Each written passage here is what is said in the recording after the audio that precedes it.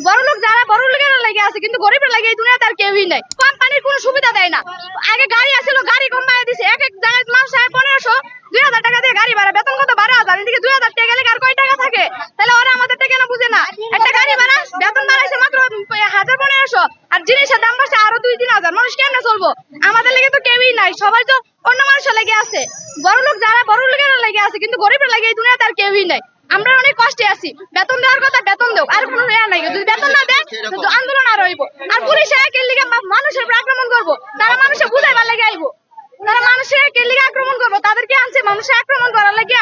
এই যে 5-6 জনের মধ্যে যে আক্রমণ হয়েছে, দুঃখ পাইছে, ওরা কি আর কাজ করে খাইতে পারবো? আর জানি না কতজন, কারণ আমরা কেউ পাইছি দেখছি না। সকালে সবাই এরকম হচ্ছে। এখন চাই বেতন, আর কোনো কথা নাই। আজকে এই বেতন চাই, এই মুহূর্তে এই বেতন চাই। আর এই পুলিশের বিচার চাই, যে 5 জনের যে জখম হয়েছে এই 5 জনের ক্ষতিপূরণ পুলিশ থেকে দিব। আর কিছু আমাদের আর নাই।